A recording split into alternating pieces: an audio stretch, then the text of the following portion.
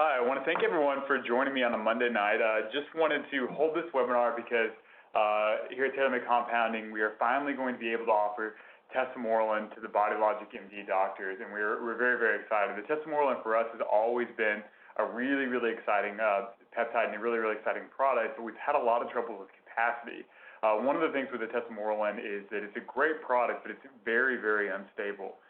For a lot of the growth hormone secretagogues, it's actually the largest. It comes in at 44 amino acids, and one of those special amino acids is very, very prone to degradation. So every single dose that we do has to be lyophilized.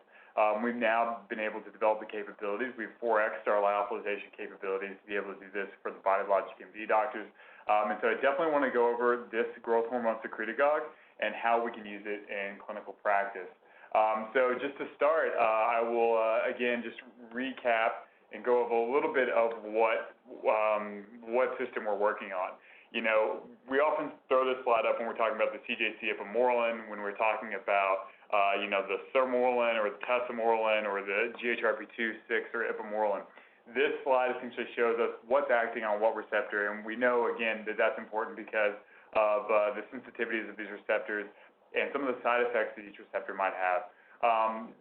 We usually tell people, and I'll go over this a little bit later, to hit them together, but with the Tesamorelin, there's no need. We can hit that growth hormone releasing hormone receptor with really a lot of stimulation and to have a really good result and induce a really, really good increase of growth hormone and therefore IGF-1. So just to go over Tesamorelin again, it's working on hitting that growth hormone releasing hormone receptor. It is by far the most stimulatory product that's out there as a secretagogue. It raises IGF-1 levels by 181 points. It reduces triglycerides. It reduces visceral adipose tissue. It reduces carotid enzyme media thickness, and therefore your risk of heart attack and stroke. And it's been shown to improve cognition in people over 60. As far as objective effects go, the objective effects of the Tesamorelin are sort of, uncomparable to a lot of the growth hormone secretagogues. Again, I always talk about my personal example when I used this. I just did 3 doses over the course of 2 days, and my IGF-1 jumped by over 220 points. A pretty significant benefit. And if you're looking for any objective signs, such as things you would see on a blood test, things you would see on bioelectrical impedance like an Antibody, or really just anything as an objective measurement, the Tesamorelin is going to induce more of a measurement than just about anything on the market. The other thing I should note is that the Tesamorelin is actually an FDA-approved product.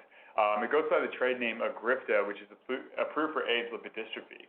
And particularly because, again, AIDS patients can have deficiencies in the IGF-1 pathway, which leads to a lot of visceral adipose tissue and accumulation around their organs, which cause them to sort of have, high waist circumferences and be generally unhealthy, because that is the type of fat which is really, really bad for you metabolically and can lead to a lot of unfortunate side effects.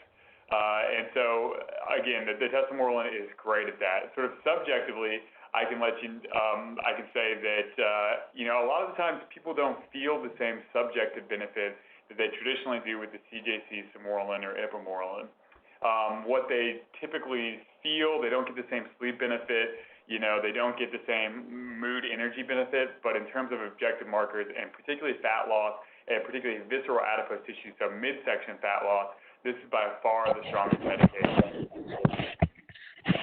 I don't note that, again, this is the Harvard study where they showed the rise in IGF-1 being on average 180 points. And so the other thing I should also note is that, is that the dosing protocol for this as a commercial product is usually one injection, so one single vial, every day, so 7 days a week, 365 days a year for these AIDS patients. We don't recommend that. They also usually dose it at a dose of 2 milligrams instead of 1 milligram. And one of the reasons that we don't suggest that is that the difference in IGF-1 and growth hormone stimulation from 1 milligram to 2 milligrams is generally only 14%, and you get a much higher cost. And with this type of product, where the cost Again, Agripta retails for around $5,000 a month. We sell it for around $400, or a little bit more, I'm sorry. But again, we sell it, it's still very, very expensive. It's almost growth hormone level pricing. So in order to reduce the cost a little bit, we take it down to 6 out of 7 days a week and do it 1 milligram.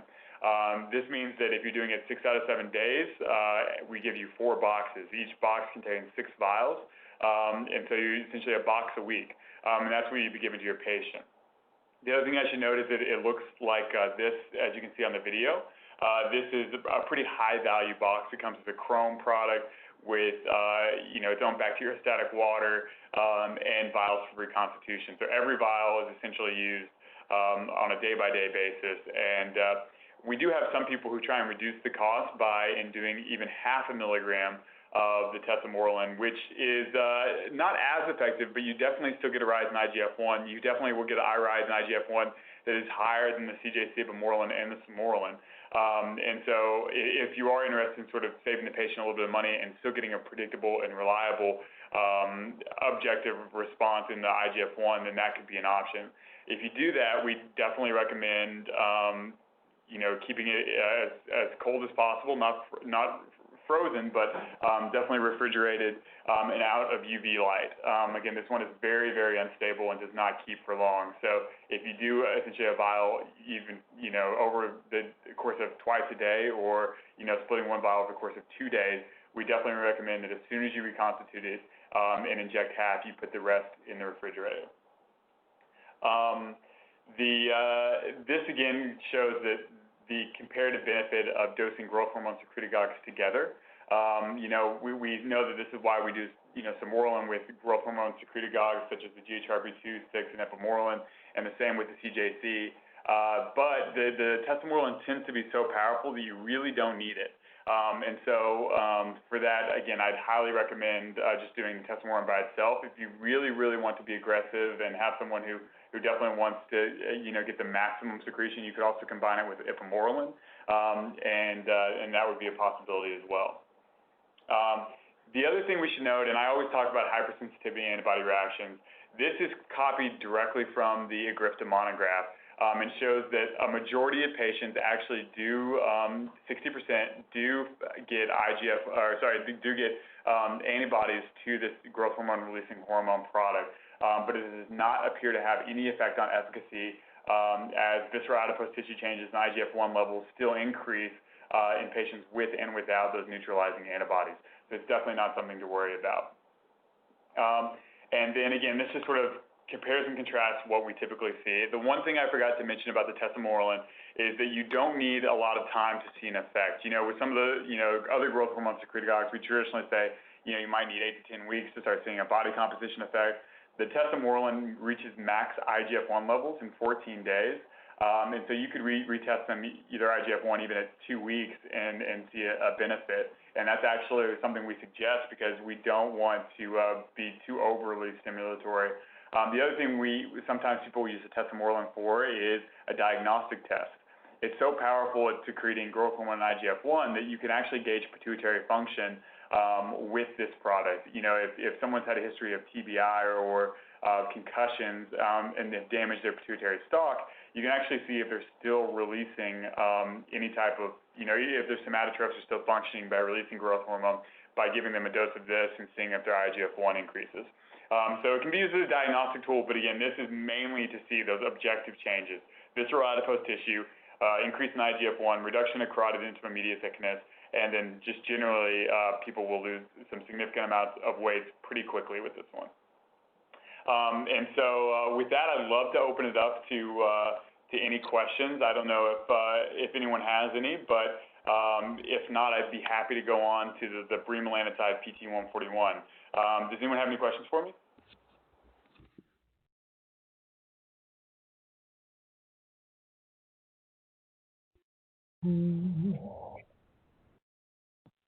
Perfect. All right, well, in that case, I will definitely go on, and I'll go on to the PT141. This is obviously one that most of you all have been prescribing and are familiar with for a while. I just wanted to bring it back up just in case people were having trouble having a conversation with either their men and women to talk about this and finding adequate patients who might be interested. Again, as you all definitely know, melanotan 2 came along and had aphrodisiac effects. And they sort of made the PT141 as an isolate to directly target the melanocortin receptor 4. And we obviously also know that the amount of people who can be treated with this is pretty significant. 43% of women will suffer from female sexual dysfunction, and 30% of men will have, 30 million men suffer from erectile dysfunction, and it's definitely gaining.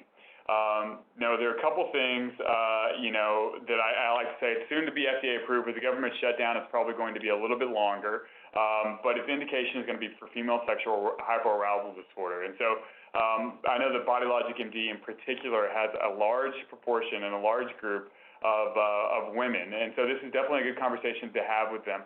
In the next couple slides, I've included a couple of results from some of these studies that show essentially, threefold increases in vaginal blood flow, and then beyond that, even more than that, we see again a 50% increase in sexually satisfying experiences. This is talking in particular directly about orgasm experience. And so, just another thing to remember is that, again, if you have a female who is not sexually satisfied reaching orgasm, this is another strategy to treat for your women. Even if they're already doing things like ADDI or something like that, this is a completely novel mechanism and definitely something to consider. The other thing is that if women are not necessarily interested in having sex, and you might hear that from a partner, this might be another one to bring up, because arousal, desire, and the combination of the two are, again, significantly increased in this result, I guess, in this particular study in premenopausal women. So definitely, if you have women who are sort of not looking forward to sex like they once were, or not having orgasm during sex, this is a product which definitely can be considered. For our men especially, though, again, it's very, very popular. Again, most of our patients are still men because it's so objective. They'll receive an erection or they won't, and it tends to be pretty clear and concise on who should use that. So definitely, again, come on. Hopefully you can add that to some of your women, and then if there's anyone else that you can sort of apply it to, it would be really just generally all your men, trouble orgasming or I guess a decrease in sexual desire. With that, again, I just wanted to make it brief. But I also want to emphasize that, women definitely need to be relatively, thinking from a subject matter and analyzing how they feel. With sort of no introspection, that it might be a little bit less obvious to them that they're having a result. But again, the data is highly statistically significant, and so I'm sure that you'll see this across your patient populations as well. And so with that, again, I appreciate you all taking the time. If anyone has any questions about the Tesamorelin or the bremelanotide PT141, please feel free to email me at rs@tailormadecompounding.com, and I'd be happy to send you an answer. Or you can reach out to us. You can send me even a text on my cell phone at 859-797-2983. So again, thanks so much for your time, and I'll send this out so everyone can view it a little bit later as well. Thanks so much.